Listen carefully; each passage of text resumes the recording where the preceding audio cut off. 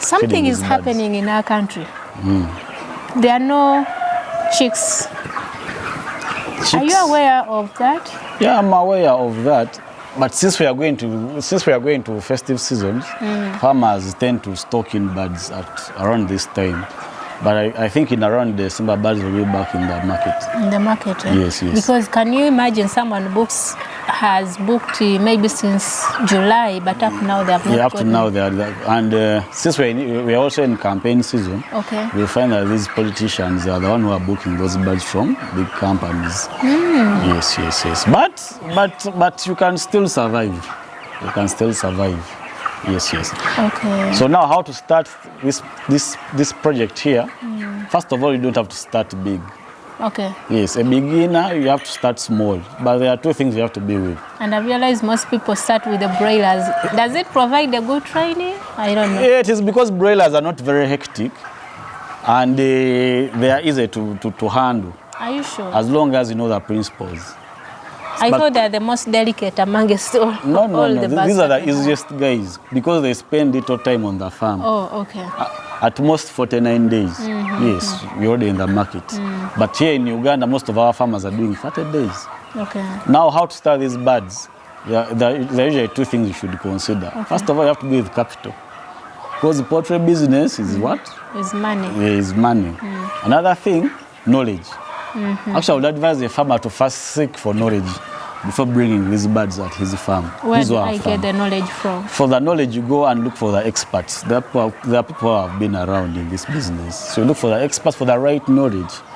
Yes. If you get the knowledge and you have the capital, you can start up this. But you don't even need a lot of money to start. For example, if you want to start with 100 birds, you'll find that you need only around if you are starting from the scratch, if you have the poultry structure, because you have to be the poultry structure. Here in Uganda, if you are starting small, you can be with like a small store. As long as it is well ventilated, you can start. Yes. Then you have to be sure of the spacing. Here, what we calculate, we do length times width times 10. Okay. That's when you can know the number of birds you can stock in that area you have. So if I have 100, no, if you now, for example, I don't want to make these things very hard for farmers. Okay. Yeah? For example, you have like an area which is like this. You get the length here using what? Tape measure. Okay. From there up to there, you can find that it's around 3.5 meters. Then length, you can find when it's around 2 meters. So 3.5 times 2 meters, what is the answer? Wait. That's around 6 point something. So if you get 6.5, then times 10. Meaning in this space here, you can stock around 650 birds. So I think it shouldn't be very hard. Hey, because these things are very easy. Yes, very. Another thing, you should be sure of your ventilation system in that house. You shouldn't overstock those birds. You should buy feeders and drinkers. There you're good to go. Okay. But the money you have in your pocket, that money is what gives you what to start with. For example, with the 100 birds, you can start with, if you buy all these drinkers and feeders, you start with around 900,000. You are good to go. I've heard people say broiler farming is a game of numbers. 100 won't really make business sense. That is not What's your opinion on that? That is not true. That's why people end up making a lot of mistakes. You find someone, he has like 5 million and he stocks over 1,000 birds. And he's already lacking 4 million. That's where the problem starts from. These birds here, you start gaining, even 100 birds you can start. Because 100 birds, I can assure you, at least in 30 days, you can get 350,000 if you do the good science. Another thing, what people should know, that this broiler farming is a science. It is not an art. It is a science. What's the Someone science who does not want it? to calculate the costs and all that, let him stay there, maybe in school. Here, this is a science. So you have to, that's why I was telling you, the first thing you have to be with when you're starting is the knowledge. Look for the people who know. Especially the business knowledge. Business knowledge. This is a science. Yes, yes. But it is very easy to start. Yes, yes. And I encourage all the youth who are there. This business here, instead of going to where? I've seen people going to Saudi Arabia doing what? You can use that 10 million and start up something here in Uganda. 10 million can help you to raise like around 1,200 birds. Wow. Is that bad? No. Yes. And in those 1,200 birds, you can get around 5 million. In a month? In just 30 days. Is that bad? Whoa.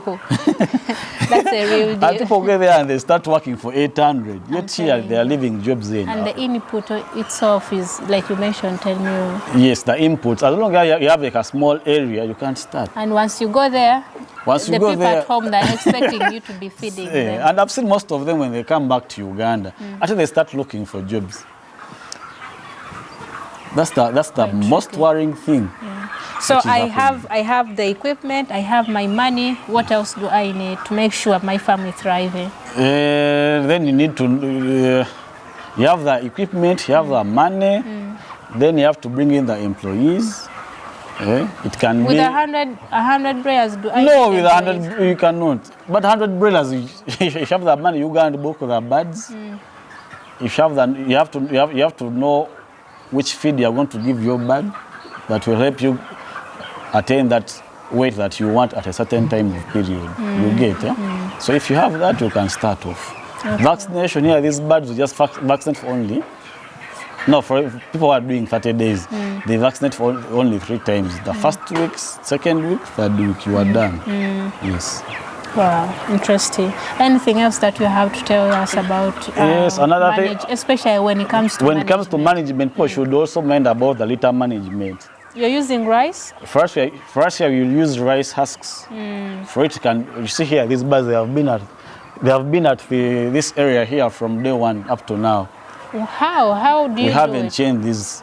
We haven't changed our litter. It's because of we mind about the spacing of the birds. Okay. And another thing, our choice of what? Our choice of husks we are using. For example, here we are using best. Coffee is not the best. Coffee is just readily available, I think. But coffee is very expensive. Yeah, it is. A bag goes for around 11,000. But here, rice husk at most it goes for 15, around, I think now 15,000. But this one here, it will cost around 5,000 per bag. 5,000 shillings. And if you're a good bargainer, you can even get at 4,000, 3,000. And these ones, they can do what? They don't get wet easily. Are you sure? Yes. Okay. As long as you put the right amount. Yes, yes. So you tell us about the right amount. The right amount. Now, for example, here when you're starting these before they come in, we put in around half a feet. Okay. Around half a feet of these rice husks. So that's why you can see most of them are very clean. But here in Uganda, you find farmers are having very dirty birds. So you have to know that when these birds, when they get stressed, they want to grow. People should also know that these birds, they want to live in a very comfortable environment. So once you stress them, they will not grow. These birds are very sensitive. That's why most of the Ugandans have found it very hard to raise them. But it's because of few things. Yes, yes. So if you get the structure right, because it will have the proper ventilation, the spacing, biosecurity measures, the number of feeders and drinkers, those things, you are ready to go. Yes, yes. I've seen your structure. You have like a step. Is it deliberate, or it's because like no, this it is step? Because it is. This step is not. It is because. It is the money we had. For example, here we invested in a lot of money in this structure. It's permanent. It's a permanent structure, but you don't need all this structure. Yeah. Yes, yes. And I'm seeing you have semi-automatic. Yes, here we are using semi-automatic. Actually, the automatic drinkers and then semi-automatic feeders. Yes, but you can buy these. But we also have these normal ones. The normal drink. This goes for around 5K. Okay. In town. And then these normal Poultry, I don't know why you know the wooden feeders. Yeah, I know the wooden feeders. Yeah, it can go for around 5,000. around 5,000, 3,000, around there. So you can start with those. Okay. The most important thing, get to know the breed you have at the farm. A good bird should weigh 45 grams Okay. on the first day. Okay. Most farmers don't do what? We don't pay attention to that. They don't pay attention to that area. As long as I'm getting from Ezra, I know everything is okay. But farmers should be very vigilant with their money. You don't just bring in a bird from fake people. At least people should go in for at least good satisfied companies to get these birds. But again, you should also be your own what? Your own doctor at the farm. Some of these things you should know. Day one, a bird should do around 45 grams to 50 grams. That's a good bird. Yes. And what else on the first day? On the first, how to identify a good breed? A good breed weight, 45, 35. Then the vigor of the bird. Birds should be vigor. They should be active on the first day. Yes. They want to eat. Yes. If they want to eat, they should be having that appetite. Another thing, they should be clean. Okay. Here down in the abdomen. Is it called the umbilical cord? I think the umbilical cord should be closed. Okay. Yes. If you get such a bird, can bring. If you find that someone is giving a fake bird, a bird which is underweight, which is not vigor, so the best way is to leave that bird there. What do I do in such a situation? I take them back? You leave them there. The good thing that here they don't bring them at your farm. When you find them, when you find you check from there. But they are, most farmers they just deliver in your home. When you persist and you bring those birds at your farm, just know you're already in losses. But that's what happens most time. They deliver. You don't go to the hatchery. They don't allow you at the hatchery. But even if you go to the shops, here most of them go to the shops and that. And even if they deliver, when they deliver such a bird, you don't accept it because it means you have already failed around 30%. Whoa. So you're already in losses. Yes. Interesting. So the breed you have at your farm is also very, very crucial. Then field, cost of production, and then the management. There you are good to go. With the market, first study the market. Which bird do you want to raise? Do you want to raise a bird of 30 days? Do you want to raise a bird of over 2 kgs or 3 kgs? So first study your market and see how you can. So what's working right now in the market? What's the best weight? Personally, I think heavy birds are better. Heavy birds? Yes, heavy birds. I mean birds which are over 3 kgs and above. Because those ones you are able to sell in what? In kilos. In kilos. When I've seen even these butcheries. Yeah, those butcheries. There are now you'll find.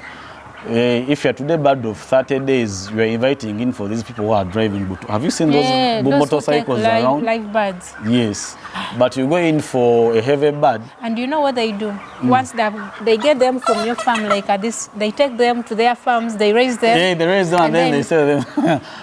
but when you go for a heavy bird, you're actually inviting in for more professional buyers at your farm. Okay. Yes, for us here we persist for a bigger bird.